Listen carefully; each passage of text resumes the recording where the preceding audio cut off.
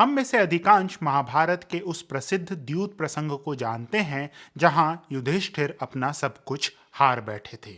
अब प्रश्न यह उठता है कि क्या केवल एक यह प्रसंग था कि प्राचीन भारत में जुआ सामान्य व्यवहार समझा जाता था। इसी प्रश्न का उत्तर हम इस वीडियो में खोजेंगे और जानेंगे कि प्राचीन भारत में जुए को किस दृष्टि से देखा जाता था। जब हम जुए में पासे के खेल की बात करते हैं तो हमें सिंधु घाटी सभ्यता से महत्वपूर्ण अवशेष मिलते हैं। मोहनजोदड़ो के उत्खनन में बड़ी संख्या में पासे प्राप्त हुए हैं। यह पासे आधुनिक पासों से मिलते जुलते तो हैं, पर एक महत्वपूर्ण अंतर है। आधुनिक पासे में विपरीत दिशाएं मिलाकर 7 अंक प्राप्त होता है, किंतु सिंधु घाटी सभ्यता के यह पासे ऐसे नहीं थे। इन पासों में 1 के विपरीत 2, 3 के विपरीत 4 और 5 के विपरीत 6 अंकित थे। मोहनजोदड़ो से मिले इन पासों से यह तो कहना उचित होगा कि मोहनजोदड़ो में पासे खेले जाते थे, परंतु इन्हें जुए से जोड़ना यह कहना उचित नहीं होगा, क्योंकि हमारे पास इसके संबंधित कोई अवशेष नहीं है।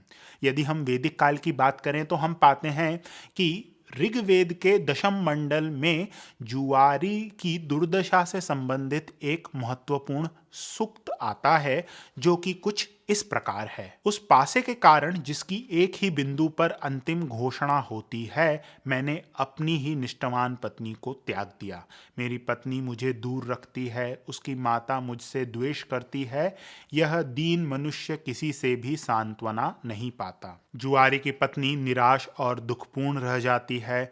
माता उस पुत्र के लिए शोक करती है जो गृहहीन भटकता रहता है, सदैव भय में, ऋण से दबा और धन की खोज करता हुआ। वह रात्रि में दूसरे के गृह की ओर जाता है। यह पंक्तियां जुआरी के दुर्दशा का सबसे प्राचीन वर्णन मानी जाती हैं। लोक विश्वास के विपरीत उस काल में इस प्रकार के पासों का प्रयोग नहीं होता था। उस युग में विभीतका यानी टर्मिनेलिया बेलेरिका के फल पासे के रूप में प्रयोग किए जाते थे। प्राचीन स्रोतों में इस वृक्ष को अक्ष या विभीतक कहा गया है। इसी कारण से हम पाते हैं कि द्यूत क्रीड़ा को भी अक्ष या विभीतक कहा जाता था। यदि हम बात करें कि किस प्रकार से इस काल में जुआ खेला जाता था, तो इसके कोई हमें प्रमाण तो देखने को नहीं मिलते, परंतु यह कहा जा सकता है कि इस काल में कुछ इस प्रकार से जुआ खेला जाता था। जैसे कि धरती पे हम गोला बना लेते हैं और गोले में आप बोलेंगे एक अंक, जैसे मान लीजिए आपने बोला 4, और 4 अंक के बाद आप जो विभीतक के बीज हैं उनको फेंकेंगे धरती पर, और यदि 4 विभीतक के बीज उस गोले के भीतर हैं तो आप वह पारी जीत गए। तो इस प्रकार का खेल इतिहासकारों एवं विद्वानों के अनुसार इस काल में जुए के रूप में खेला जाता था।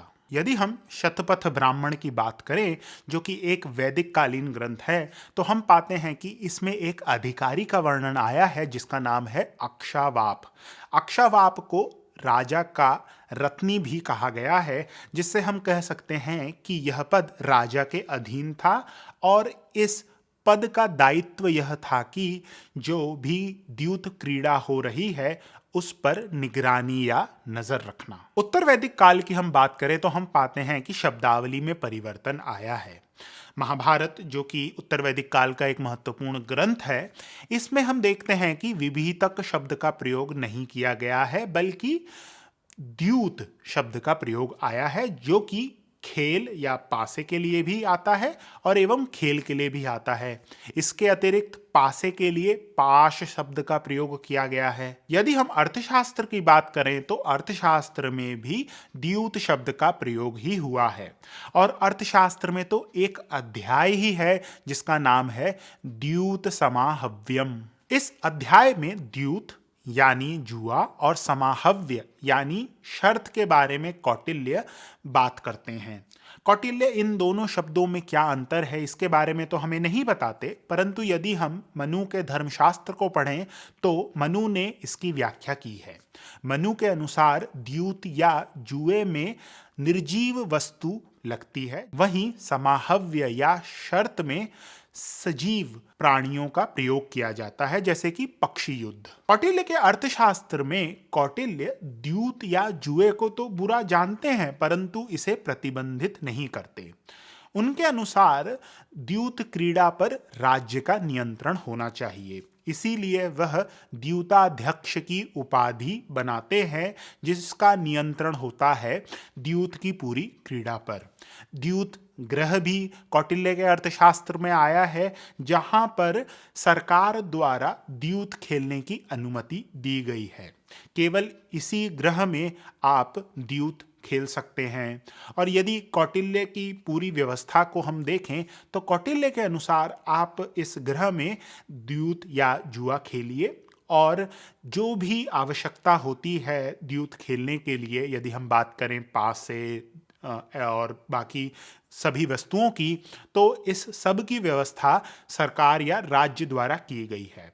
और यदि कोई व्यक्ति जुए में जीतता है तो इसका 5% राज्य को दिया जाएगा। कौटिल्य के अनुसार इस प्रकार की व्यवस्था से एक ओर सुरक्षा होगी और दूसरी ओर राजा या राज्य को राजस्व प्राप्त होगा। यदि विभिन्न स्थानों पर अनियंत्रित रूप से जुआ खेला जाए तो उससे अपराध में वृद्धि होगी और असुरक्षा का भाव भी बढ़ेगा। वहीं यदि एक स्थान पर जुए की क्रीड़ा हो तो उसके कारण आप उस स्थान को नियंत्रित कर सकते हैं और साथ में राजस्व भी राज्य को प्राप्त हो सकता है। कौटिल्य अपने अर्थशास्त्र में हाथी दांत के बने पासों की बात करते हैं, और यह जो पासा आप देख रहे हैं वह पंजाब क्षेत्र से प्राप्त हुआ है और लगभग 2000 साल पुराना है। यह पासा भी हाथी दांत का बना है।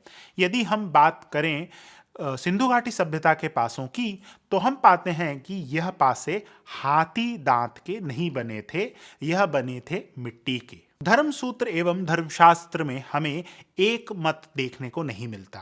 यदि हम मनु के धर्मशास्त्र को देखें तो मनु जुए के अत्यंत विरोधी हैं।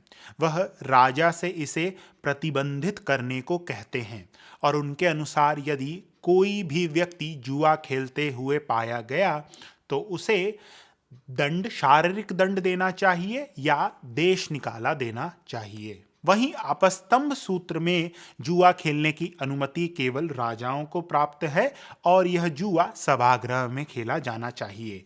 वहीं नारद और बृहस्पति के अनुसार जुआ कोई भी खेल सकता है, परंतु इसका एक अंश राजा को मिलना चाहिए। यदि हम जुए का अभिलेखों में वर्णन की बात करें तो हम पाते हैं कि राजस्थान से 689 ईस्वी का एक उल्लेख है, जहां पे द्यूत क्रीड़ा का वर्णन आया है, जो कि राजाओं के बीच खेली जा रही है।